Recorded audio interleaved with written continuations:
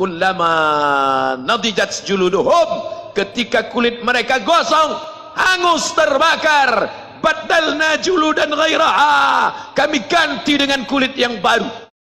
Man ana, man ana, man ana laulaku. Begitulah cepatnya hari itu berlalu. Hari berubah menjadi pekan, pekan menjadi bulan, bulan menjadi tahun, tahun menjadi windu, windu berubah menjadi abad. Yang mati hilang, yang dulu hidup kaya, hari ini hanya tinggal kenangan saja. Kemana mereka dulu yang hebat-hebat, bangsawan, para penguasa? Semuanya mati ditelan zaman. Yang tinggal hanya apakah dia orang paling baik, dicatat dengan tinta emas, atau dia orang paling jahat, dihujat, dicaci dan dimaki. Harimau mati meninggalkan belang, gajah mati meninggalkan gading, manusia mati meninggalkan nama, nama yang baik atau nama yang buruk. Wa tilkal ayyamu nudawiluha bainan nas. Demikianlah hari demi hari kami pergantikan di antara manusia. Untuk apa hari ini dirubah Allah Ta'ala? Mengapa hari ini datang silih berganti dan kita ada di dalam zaman itu? Liya'lamallahu alladhina amanu. Allah ingin menguji siapa yang imannya tetap istiqamah, siapa yang masih tetap beriman sampai hari ini. Khatib mengucapkan alhamdulillah, nikmat yang paling besar adalah nikmat istiqamah dalam iman dan Islam. Berapa banyak ketika hari berubah, yang dulunya dia adalah orang baik-baik, hari ini berubah menjadi tidak baik. Yusbihu mu'minan, pada waktu pagi dia beriman, wa yumsi kafiran, petang hari dia berubah menjadi kafir. Maka kita selalu meminta, ya muqallibal qulub, wahai engkau yang membolak-balikkan hati, tsabbit qulubana, kokohkan hati kami, ala dinik, dalam agamamu, wa ala ta'atik, dalam ketaatan kepadamu. Berapa banyak yang dulu susah melarat, miskin, untuk sesuap nasi pun sulit, tapi begitu dilapangkan Allah rezekinya, tidak menjadi hamba yang bersyukur. Dia lalai, dia sangka itu karena jerih payahnya, dia kufur nikmat Allah Subhanahu wa ta'ala. Tapi siang hari ini alhamdulillah, ada hamba yang disehatkan Allah, dia tetap bersyukur. Ada hamba yang ditingkatkan Allah rezekinya, dia tetap bersyukur. Ada hamba yang dinaikkan Allah kuasanya, dia tetap bersyukur. La in syakartum, kalau kamu syukuri nikmat itu, la azidannakum, pasti akan kutambah. Wala in kafartum, tapi ingat, kalau kamu kufur, kamu ingkar, inna azabi lasyadid, azabku amat sangat hebat, amat sangat dahsyat, amat sangat mengerikan. Berapa banyak orang di masa lalu mati dalam azab Allah Subhanahu wa ta'ala. Tapi itulah manusia, diambil dari kata nasya, lupa. Dia tidak pernah ingat apa yang pernah ditimpakan Allah kepada kaum-kaum sebelumnya. Wa ila samud akhahum salihah, kepada kaum Samud diutus Nabi Saleh. Mana mereka sekarang? Punah, musnah, tidak ada lagi di atas muka bumi Allah. Wa ila Madyan akhahum Syuaibah, kepada kaum Madian diutus Nabi Syuaib. Mana mereka sekarang? Punah, musnah, tidak ada jejaknya di atas muka bumi. Wa ila adin akhahum Huda, kepada kaum Ad diutus Nabi Hud. Tidak satu pun ada di atas muka bumi. Tapi orang tetap juga angkuh dan sombong. Memang itulah manusia yang berada di atas muka bumi Allah Subhanahu wa ta'ala. Maka orang-orang yang baik tidak pernah berhenti mengajak kepada kebaikan. Umat ini dikatakan baik bukan karena banyak ibadahnya. Umat ini dikatakan baik bukan karena dia pergi bolak-balik ke kota Makkah Al-Mukarramah untuk haji dan umrah. Allah puji umat ini, kuntum khaira ummah, kalian umat terbaik. Kapan? Bila umat ini disebut umat terbaik? ta'muruna bil ma'ruf, ketika engkau sanggup mengingatkan saudaramu dalam kebaikan. Pagi ingatkan tentang siang, siang ingatkan tentang petang, petang ingatkan tentang malam, malam ingatkan bahwa esok pagi kita tetap berbuat baik. Wa tanhauna 'anil munkar, larang mereka dari perbuatan mungkar. Maka hari-hari yang sudah kita lewati di masa yang lalu, sanggupkah akan pulang kembali? Pepatah Arab mengatakan lan tarji'al ayyamul lati madat, yang lalu tak dapat terulang kembali. Apakah semua itu berlalu begitu saja? Tidak ada yang percuma, tidak ada yang gratis, tidak ada yang sia-sia. Semua akan diminta pertanggungjawaban di hadapan Allah Subhanahu wa ta'ala. Sejak kita tegak di atas muka bumi ini, sejak kita diberikan nafas, diberikan hidup, diberikan nyawa, maka sejak itu kita ditanya, apa khalaqnakum abatha? Apakah kalian kami ciptakan sia-sia? Apakah kami sangka? Apakah kamu semua menduga bahwa kami menciptakan kamu lalu kamu tidak akan kembali menghadap kami? Semua akan diminta pertanggungjawaban di hadapan Allah Subhanahu wa ta'ala. Tidak ada kata yang dapat terucap dari lidah orang beriman selain ucapan astaghfirullahalazim. Ampunkan segala dosaku di masa yang lalu, aku lalai dan lupa ya Allah. Kami termasuk orang-orang yang menghilangkan usia kami ya Allah. Kami tak tahu kemana umur kami selama ini. Berapa jam untuk perbuatan dosa, berapa untuk perbuatan maksiat. Padahal ketika tiba masanya, kami semua akan menghadapmu, dan pada saat itu semua akan dihitung menit demi detik. Detik semuanya tak ada yang dapat dari luput panggilan Allah Subhanahu wa ta'ala. Tidak ada yang lepas daripada pengawasan. Inna alaikum la'afizin, bersama kamu ada malaikat hafazah kiraman mulia, katibin mencatat, ya'lamuna ma taf'alun, dia tahu semua yang kamu lakukan. Betapa waktu-waktu yang lalu itu tak dapat kita tebus dengan apapun selain kita perbaiki di masa yang akan datang. Tingkatkan kualitas salat berjamaah, tingkatkan membaca Al-Quran.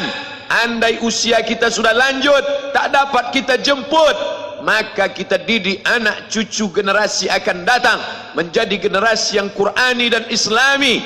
Sab'atun yudhilluhumullah, ada 7 di antara yang dapat naungan Allah. Yauma la dhilla illa dhilluh, hari itu tidak ada naungan kecuali naungan Allah Subhanahu wa ta'ala.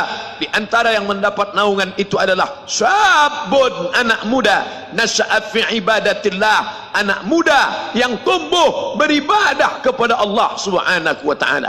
Andai masa muda kita penuh dosa, andai masa muda kita penuh narkoba, andai masa muda kita penuh zina, wal iyadzubillah wa na'udzubillah, jangan sangka Allah tutup pintu taubat. Innallaha la yaghfiru ayyushraka bihi, Allah tak terima taubat orang yang mempersekutukannya. Wa yaghfiru ma duna dzalika liman yasha, tapi taubat selain itu diterima, dibukakan Allah Ta'ala. Mari perbaiki anak menantu, cucu, kawan, sahabat, andai talat, ajak ke jalan Allah Subhanahu wa ta'ala. Itulah salah satu memperbaiki yang masa lalu, kita perbaiki di masa yang akan datang. Di antara tujuan Allah mengapa dia buat kita masih hidup di akhir tahun ini, liya'lamallahu allazina amanu, Allah menguji siapa yang masih tetap dalam istiqamah iman dan Islam. Tujuan kedua, mengapa Allah buat kita hidup sampai hari ini? Wa yattakhidha minkum syuhada, wa yattakhidha minkum syuhada, Allah ingin melihat siapa di antara kita ini yang layak untuk menjadi syuhada, iskariman, hidup mulia, au mutsyahidan, atau mati syahid. Pilihan orang Islam tidak banyak. Kalau hidup, hidup mulia. Kalau mati, mati syahid. Jangan hidup hina, mati terlunta-lunta, tidak diterima Allah Subhanahu wa ta'ala. Hidup mulia atau mati syahid dipersaksikan oleh para malaikat. Man kharaja fi talabil ilmi, siapa yang keluar rumah dengan niat menuntut ilmu, fahuwa fi sabilillah, maka dia seperti orang yang berjihad fisabilillah, yang jauh meninggalkan kampung halaman, menuntut ilmu di perantauan. Jangan kau sangka kau anak yang terbuang, engkau adalah seorang syahid. Andai mati dalam perjalanan, maka matimu adalah seorang yang mati syahid. Mencari rezeki yang halal, meninggalkan anak dan istri demi untuk memberikan nafkah, menjaga diri dari riba, menjaga diri dari haram, menjaga diri dari syubhat. Ditinggalkan anak yang masih kecil, istri yang memerlukan kasih sayang. Kutinggalkan kalian bukan karena hawa nafsu, tapi ingin mencari yang halal. Tetesan air mata, peluh keringat dan kerinduan, munajat di tengah malam, dibayar Allah Ta'ala dengan tetesan darah seorang syahid. Man mata duna malihi, siapa yang mati membela kehormatan hartanya, fahuwa syahid, maka dia mati syahid. Betapa seorang yang susah melarat hanya untuk menjaga diri dari yang haram dan syubhat, Allah muliakan dia. Inna akramakum indallah, yang paling mulia di antara kamu di sisi Allah, atqakum, yang paling takut kepada Allah. Ramai kita di rumah Allah ini, yang paling kaya kah yang paling mulia? Tidak. Yang paling ganteng dan paling hebat kuasanya kah yang paling mulia? Bukan. Yang paling berilmu, buya, kiai, ulama, apakah dia yang paling mulia? Tidak ada jaminan. Tapi yang paling takut kepada Allah Subhanahu wa ta'ala, takut terjerumus dalam riba, takut terjerumus dalam syubhat, takut makan haram, sehingga dia biarkan dirinya dalam kesusahan, susah dalam pandangan manusia, melarat dalam pandangan orang kaya, tapi hidup mulia dalam pandangan Allah, para malaikat, nabi dan rasul. Hari ini orang itu dikatakan bodoh, hari ini dia dikatakan goblok, hari ini dia dikatakan kamu tolol sekali. Mengapa tidak kamu pakai kekuasaanmu? Mengapa tidak kamu pakai kesempatan? Hidup hanya sekali, pakailah sesuka hati. Tapi dia takut kepada Allah Subhanahu wa ta'ala. Pagi dan petang dia katakan, Allahumma ajirna minan nar, Allahumma ajirna minan nar, Allahumma ajirna minan nar. Selamatkan kami, aku, istriku, anakku, keluargaku dari api neraka ya Allah. Betapa kehidupan yang singkat, tapi di tengah hidup yang singkat ini banyak yang tidak sadar, sehingga azab yang dia terima lama, berkekalan, khalidina fiha abada, kekal selama-lamanya. Kullama nadijat juluduhum, ketika kulit mereka gosong, hangus, terbakar, badalna juludan ghairaha, kami ganti dengan kulit yang baru, hangus, gosong, terbakar, hitam, melepuh, menjadi arang. Dia diganti dengan kulit yang baru, liyadzuqul azab, supaya mereka merasakan sakitnya azab. Mereka yang melihat azab itu berteriak, Rabbana absarna, Rabbana, ya Tuhan kami, absarna, mata kami sudah melihat, wa sami'na, telinga kami sudah mendengar, farji'na, kembalikan lagi kami ke dunia, balikkan lagi kami ke dunia, kami tak tahan, farji'na, kembalikan kami ke dunia, na'mal salihah, kami ingin beramal saleh. Penyesalan tak lagi bermakna.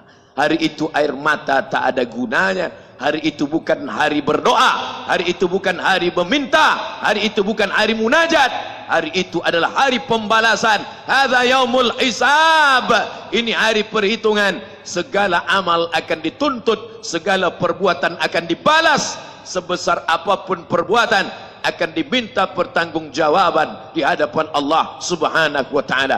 Bila sampai hari ini kita masih membawa anak ke masjid, alhamdulillah. Jika hari ini masih membawa istri ke pengajian majlis ta'lim, alhamdulillah.